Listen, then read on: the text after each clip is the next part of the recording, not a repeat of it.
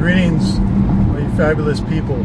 So elections just passed, and it just makes me want to do a video. Thing was, it was so apparent filling out the ballot how fake our democracy is, where they give us just the bare minimum of choices, and so many of them are either, it's Democrat versus Republican. And if there's entities that can control both parties, and those are the only two parties that we can choose from, we have no choice. And in fact, that is what we have currently. No choice.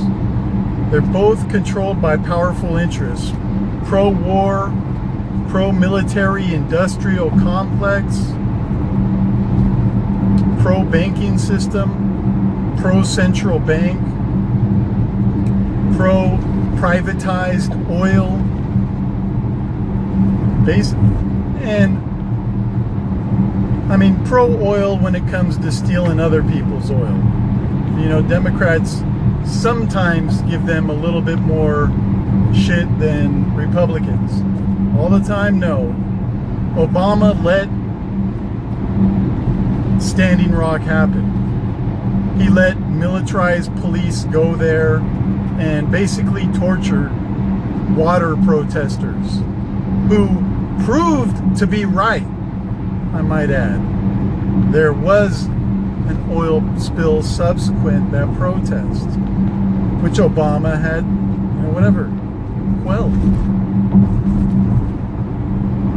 And so we don't have a choice. On top of that, like some of the things to vote on, like removing a tax that was implemented so they could fix potholes. There's other things. Fix the roads. Like that's not already their obligation. What do we pay local governments for if not to have freaking roads? While they drive around in really nice new vehicles and give us tickets at T intersections for rolling stops where stop signs shouldn't even be in the first place, where they're just wasting energy, creating more pollution, destructing the car, its components, putting micrometals into the atmosphere from the catalytic converters, asbestos, which causes cancer from the brake dust. They're slowly promoting the increased usage of gas because you have to waste all that energy, kinetic energy, and then create it again by burning fossil fuels, which the extraction thereof are killing people all around the world. So that's the basis for them giving us a ticket, while the policing agencies at every level ignore the crime of sending our children to go die in a foreign country based on lies that they made up. How about the banksters? The Big Short, they had a name for it, and they're not in jail. Policing agencies don't care. But they do care about you not coming to complete stop. They want you to waste all that kinetic energy, and so you can go buy more oil, and so more people can be killed for the extraction thereof. So more of our own oil can be robbed right off our coast or anywhere else from the people, extracted by a private company that didn't invent anything. They just have the connections to steal our oil. And that's what the police, albeit not knowingly, are facilitating. And I know I'm picking hairs, but let's just be real. They're picking hairs when they think it's the complete stop that's saving more lives. For me, instead of always being completely aware and safe when I'm coming to a stop sign, because I don't want to come to a complete stop, I'm looking for cops. That's where my focus is, not on somebody black walking across the street, in black, or somebody black. I don't know that, but yeah, even a black person dressed in black, I might not see him at nighttime, and instead I'm looking for a cop. Is there a cop posted? And that And Americans generally were taught not to take that into account. Who cares? It's all the criminals' fault. Like in America, if two people do a crime and the cop just decides to kill one of them, the other one gets charged for the cop that murdered his friend. That's just how, and we just think that's justice. It's completely arbitrary. Well, they shouldn't have broke the law. So, right? So anyone crossing, you know, not coming to a complete stop, no matter how many stop signs they put up. There could be one on, if there's some on empty roads, and there is, and I can show them right now, empty roads, there's stop signs at T intersections with low speed limits like 25 or 35 miles an hour. If they have that in one place, and that's logical, they need to have them in all the places.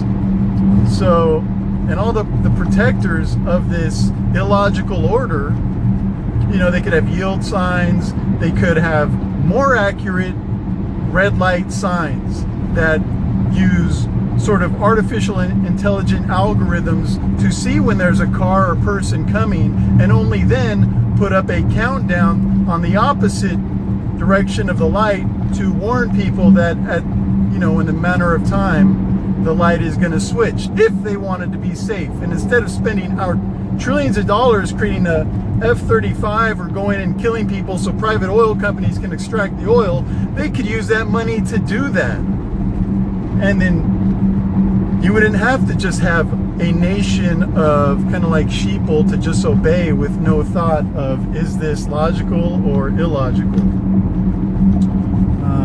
I got to get gas, I'll be back. I don't remember exactly where I left off, but I was supposed to be talking about taxes.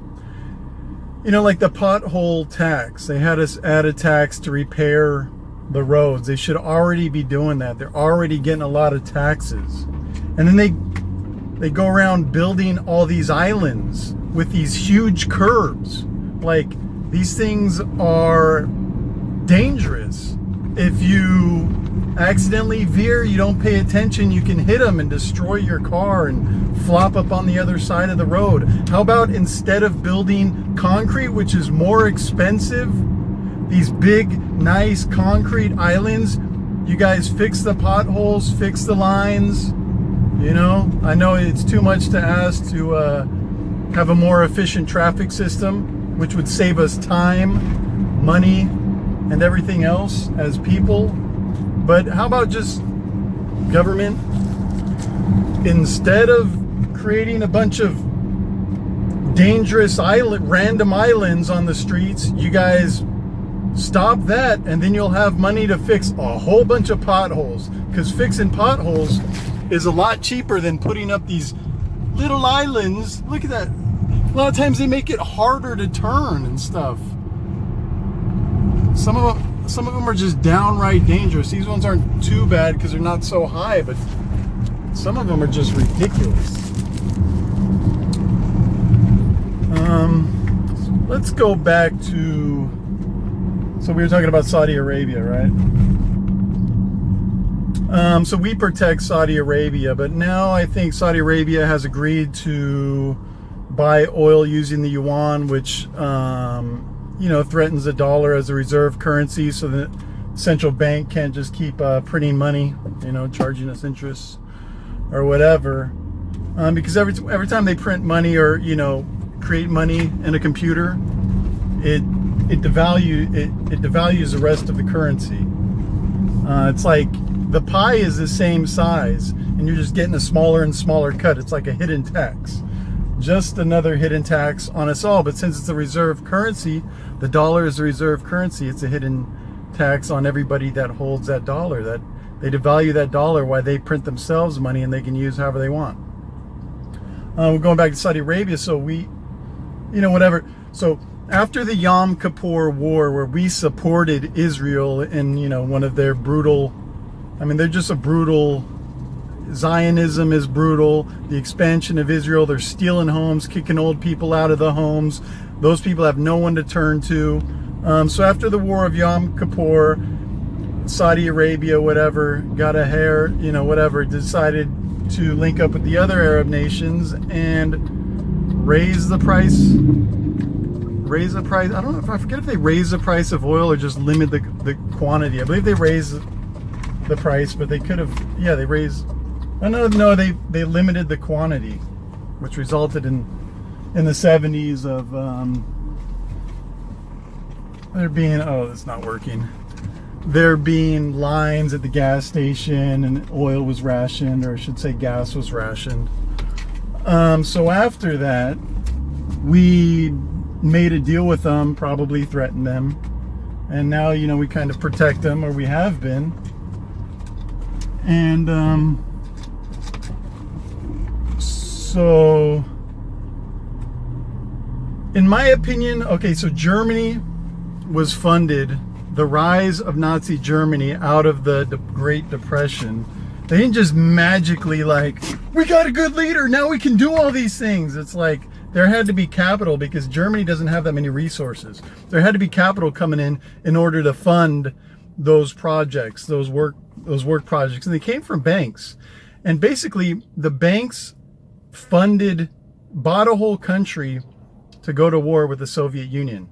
And after Germany was defeated, that responsibility of the imperialist army went to the United States.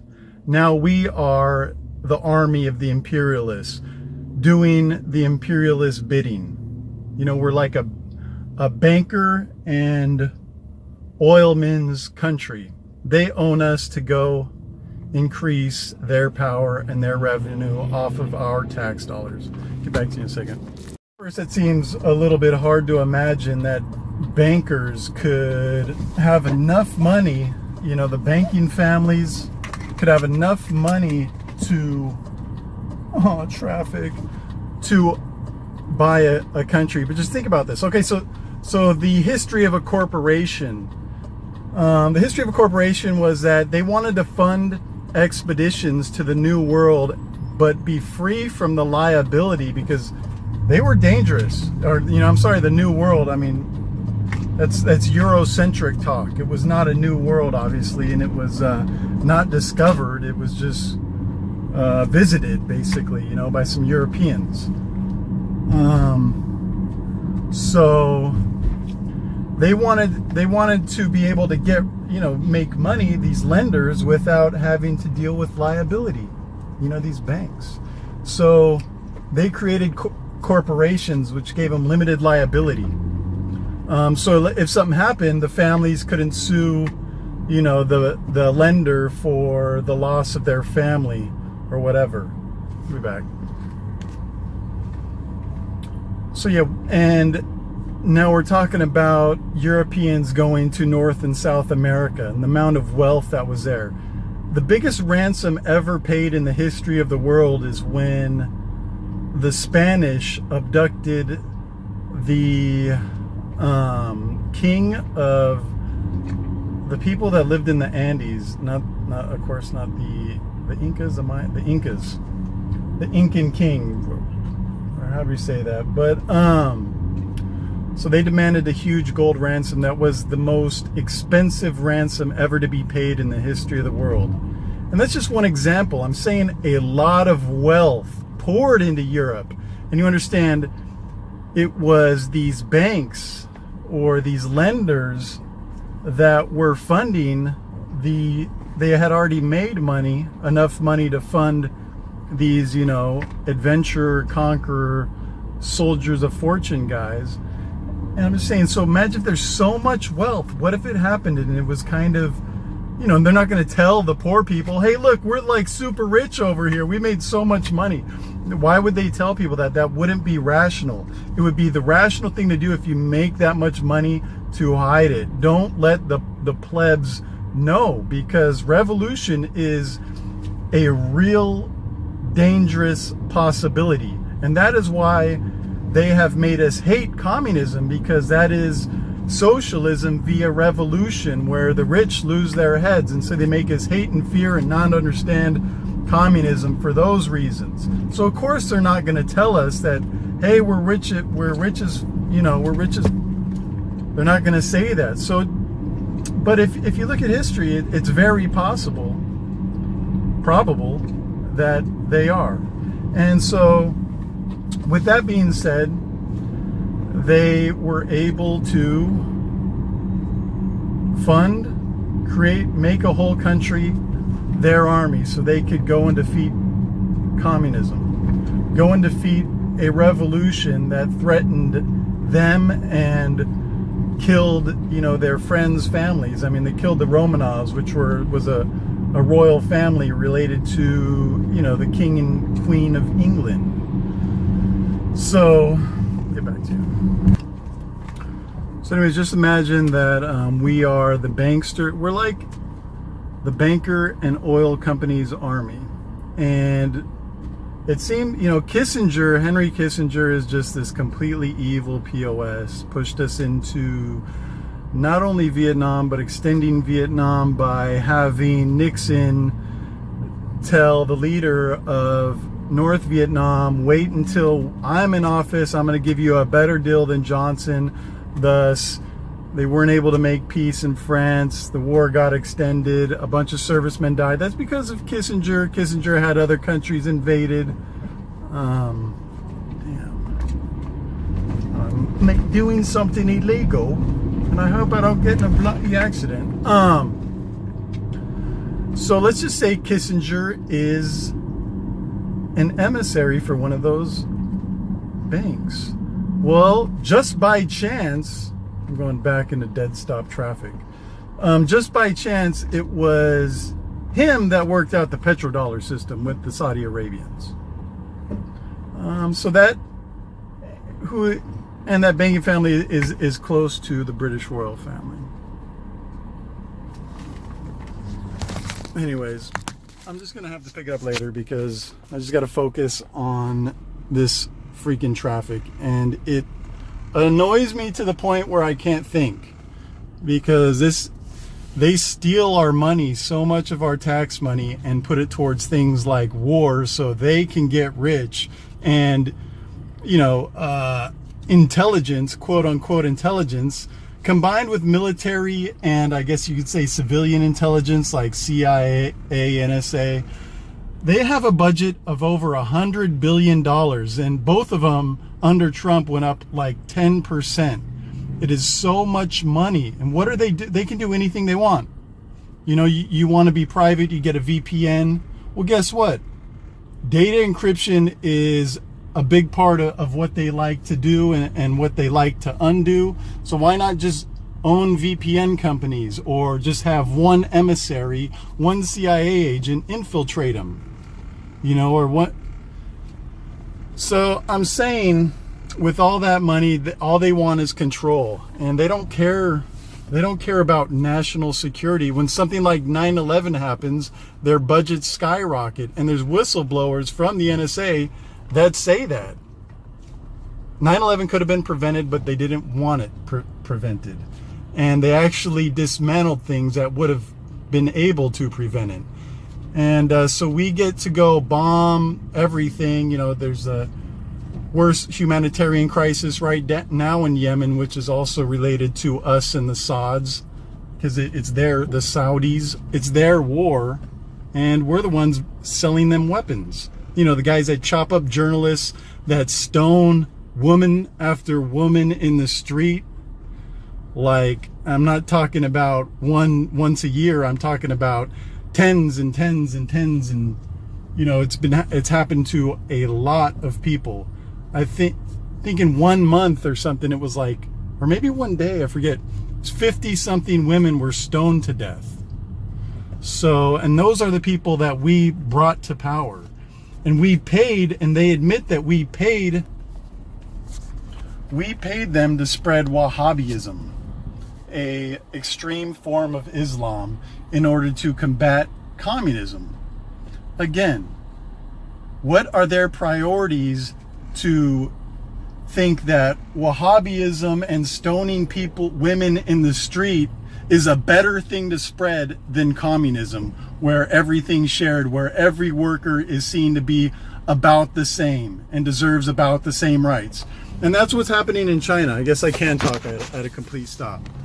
You know, China's making more billionaires than we are. They're doing more patents, a lot more patents, AI patents, whatever the cryptocurrency, the algorithm, what is that called? Anyways, besides that, they're making a whole lot more billionaires. 98% of the billionaires in China are self-made, but within a year's period of them being tracked, about half of them lose their billionaire status. And that's the difference between capitalism as it is being manifested, which is really a form of socialism for the rich in America, and communism, where capital doesn't control the agenda. The government controls the agenda, not capitalist corporations and super rich people. Those guys are under threat of being killed for exhibiting such avarice and losing their fortunes. You know, more likely just being sent to jail, not killed. And it's actually a nice jail in China that they get to go to. It's like a special jail where, I mean, they can have their family. It's just it's not like what we think of in the United States. I mean, it would be closer to the feds, you know, a low security federal prison. That's where they put the rich after they strip them of the majority of their wealth. But I'll finish this up later. Journalist was you know, allegedly murdered and cut into pieces. This giant caravan came out of Honduras, of people, just heading to America, just trampling, running as fast as they can. It's like, who's supporting these people? And I mean, it's just very convenient. It's a you know, it's something to grab the attention, and it's something to divide amongst the races. And, you know, brown people feel attacked, and, you know, white people have been feeling attacked, and, you know, neither of them know the history. White people are like, we created everything. The land was barely populated, and even the population was Native American. They were not Aztec. They were not from South America. Those are a different people. And the brown people are like, whatever, you guys are the ones illegal because you guys came over here and murdered people. It's kind of bouncy. You guys came over here and murdered people and invaded. Well, but they're invading. But you guys conquered, so that's illegal. And then Hispanics think that like all of California and the West Coast was like Mexico forever, and it's just like, sorry, it was native people had this land, not the Aztec Empire. And yes, it was under New Spain / Mexico's control after we helped Mexico win their independence, but it was only 50 years. So Mexicans today, with that, and you know, liberals that just buy everything because they don't know history either, or sheeple or whatever, you know, they say that, and guess what? It's basically the same thing that happened in Crimea. Crimea's been part of Russia since Catherine the Great. I know many people heard that name, but they don't know when it was. Same chick that sold us Alaska. So Crimea was part of Russia as long as America owned Alaska. So what if Canada took Alaska? Well, I'm not going to say that. But so then a Ukrainian dude is head of the Soviet Union because the Russians, I guess, ain't discriminating, right? I mean, the first guy to control. I'll wrap it up, and thank you for watching. But so the people coming up from Honduras, if we knew the history of the IMF and the World Bank, you know, lies my teacher told me they wrote this. I'll touch on this later.